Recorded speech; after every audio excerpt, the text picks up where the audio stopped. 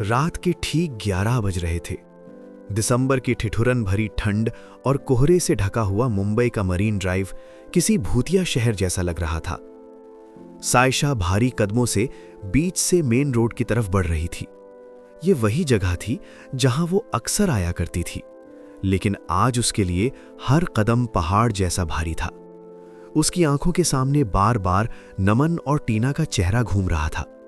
नमन, जिसे उसने खुद से भी ज्यादा चाहा था, जिस पर उसने आंख बंद करके भरोसा किया था। और आज उसी नमन को उसने अपनी रूममेट टीना के साथ बैचलर पार्टी में देखा था। नमन टीना को अपनी बाहों में भरकर डांस कर रहा था। उनके चेहरे इतने करीब थे कि सांसें एक दूसरे से टकरा रही थीं। सायशा कुछ ही कदम की दूरी पर खड़ी थी। अपने प्यार की सच्चाई जानने के लिए उसने कई बार नमन को कॉल किया, लेकिन हर बार फोन डिस्कनेक्ट। उसकी उंगलियां कांप रही थीं, दिल सीने में बेतहाशा धड़क रहा था। कुछ देर बाद नमन का मैसेज आया, hey sweetheart, I will call you later, I am busy with mom, love you. Message के साथ ढेर सारे किसिंग इमोजी। टीना ने नमन के हाथ से फोन छीना और शरारती अंदाज में उसके करीब आकर बोली, इतना डरते हो तुम सायशा से? इस वक्त उसे भूल जाओ, सिर्फ मुझे फील करो। और अगली ही पल नमन उसके गले पर झुक गया। टीना की पकड़ और मजबूत हो गई। सायशा पत्थर की मूर्ति की तरह खड़ी सब कुछ देखती रही। उनकी हंसी, उनकी बातें उसके कानों में पिघले हुए शीशे की तरह चुभ रही थीं।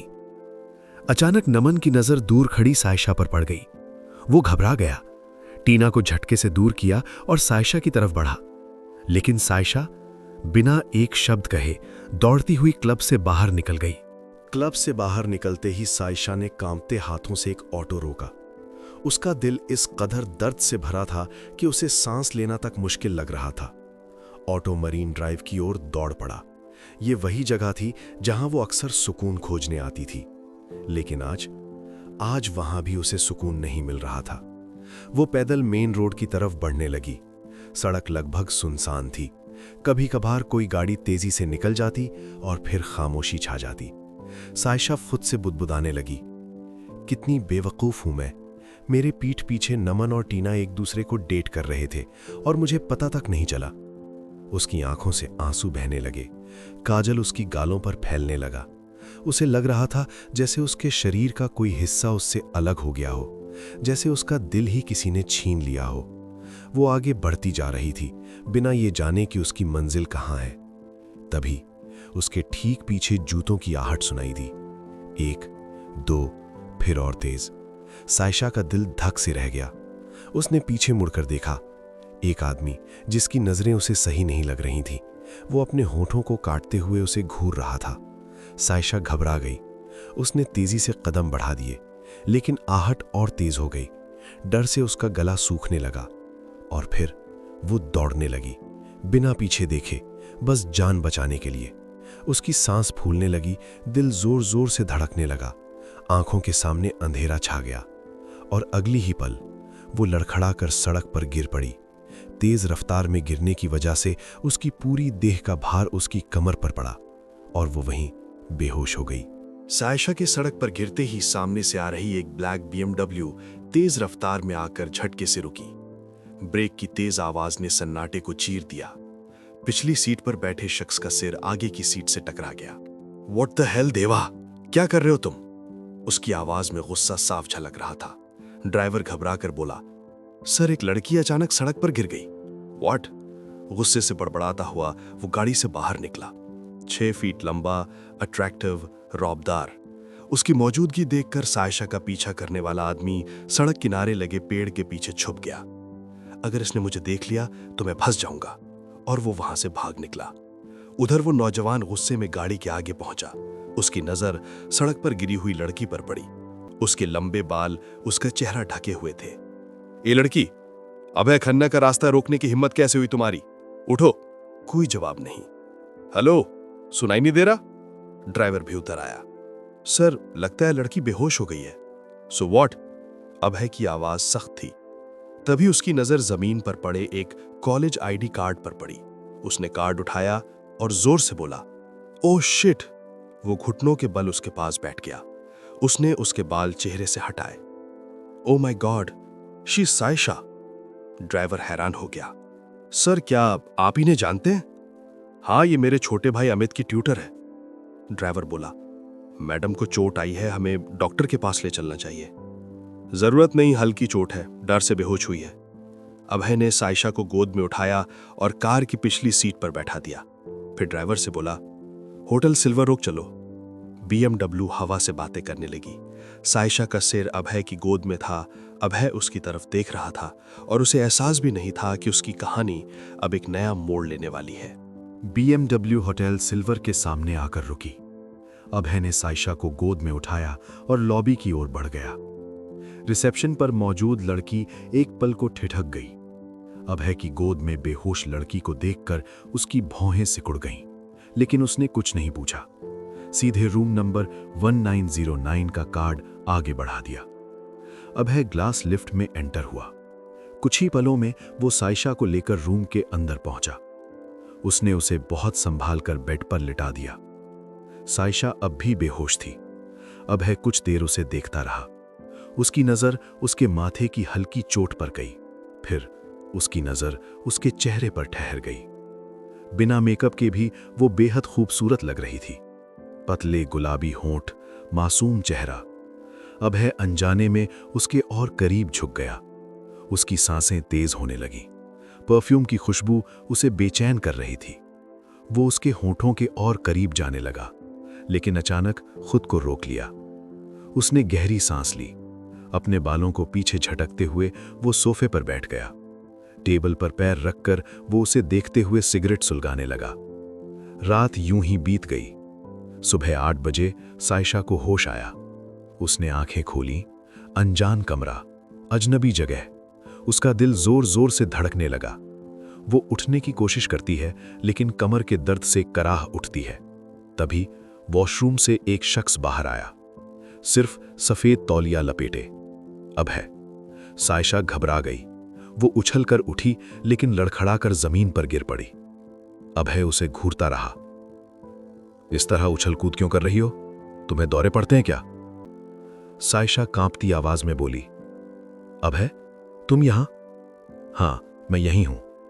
सायशा की आंखों में डर और सवाल भरे थे, और कहानी एक और खतरनाक मोड़ पर पहुंच चुकी थी। सायशा फर्श पर बैठी कांप रही थी। कमर और पैरों में दर्द की वजह से वो ठीक से उठ भी नहीं पा रही थी। उसने घबराकर अभय की ओर देखा। क्या कल रात मैं तुम्हारे साथ थी? अभय ने कंधे उचका दिए। यस। इतना सुनते ही सायशा ने अपने पैर अपनी ओर खींचने की कोशिश की। दर्द और तेज हो गया। उसकी आंखों से आंसू निकल पड़े। कल रात हमारे बीच क्या हुआ?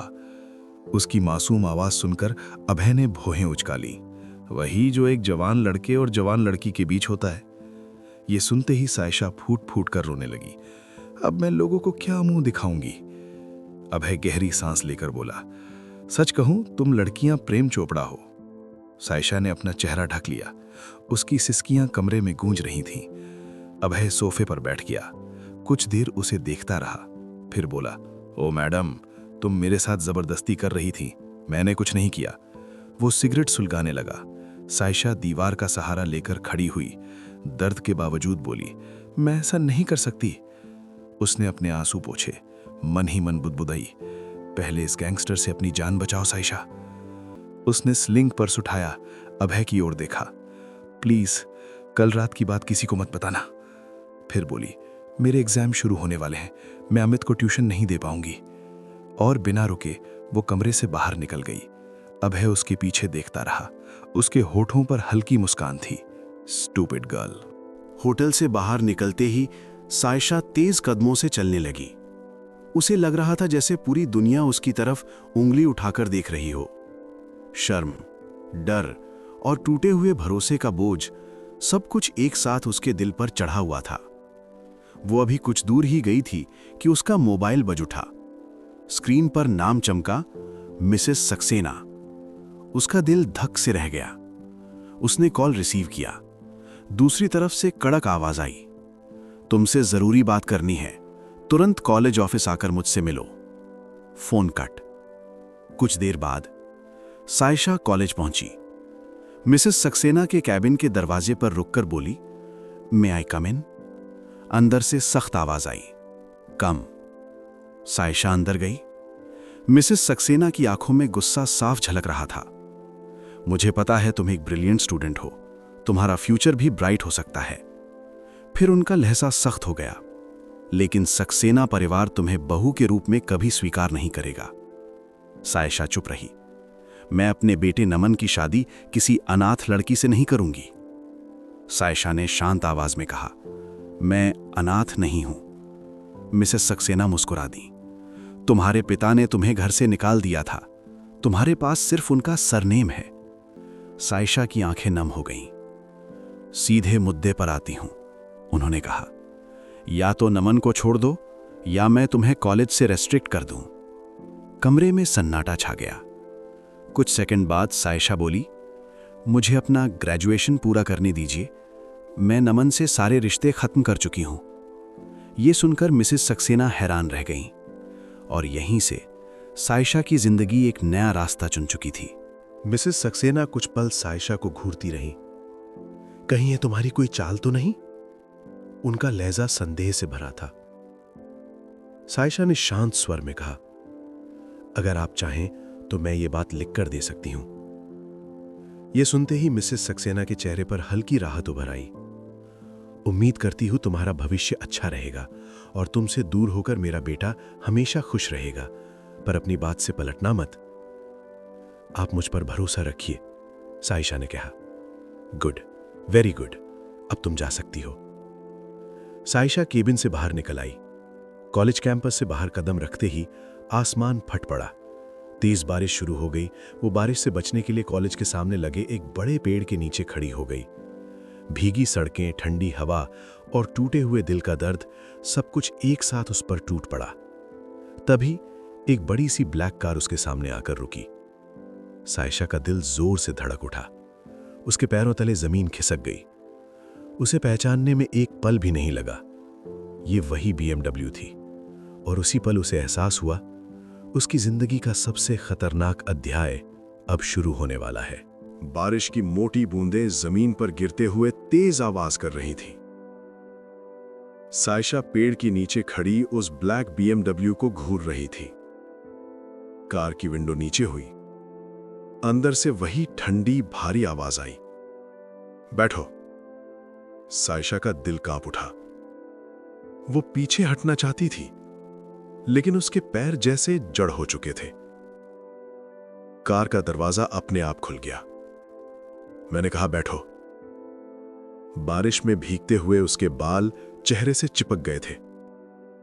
सायशा ने कांपते हाथों से दरवाजा खोला और धीरे से अंदर बैठ गई। कार चल पड़ी। केबिन के अंदर सन्नाटा था। अभय ने बिना उसकी तरफ देखे कहा, डरी हुई क्यों लग रही हो? सायशा ने सिर झुका लिया। कल रात के लिए वो कुछ कहती उससे पहले ही अभय बोला, भूल जाओ। फिर उसने गाड़ी रोकते हुए कहा, तुम्हें जहां जाना है वहां उतार दूंगा। सायशा ने हैरानी से उसकी तरफ देखा। वो कुछ समझ ही नहीं पा रही थी। क्या ये वही अभय है या कहानी अब एक और नया खेल खेलने वाली है? कार धीरे धीरे सड़क किनारे आकर रुकी। बारिश अब हल्की हो चुकी थी, लेकिन हवा में अभी भी ठंडक थी। अभय ने ब्रेक लगाकर गाड़ी बंद की। यहीं उतरना है? उसकी आवाज शांत थी, लेकिन उसमें वही रौब छिपा था। सायशा ने बाहर झांक कर देखा। यह उसका इलाका नहीं था। वो कुछ सेकंड चुप रही, फिर धीरे से बोली, मुझे मेरे हॉस्टल के पास उतार दीजिए। अभय ने बिना कुछ कहे गाड़ी मोड़ दी। कुछ ही देर में BMW एक शांत से रेजिडेंशियल एरिया में रुक गई। सायशा ने दरवाजा खोला। उतरने से पहले उसने झिझकते हुए अभय की तरफ देखा। कल रात अगर मैंने कुछ गलत कहा हो तो सॉरी।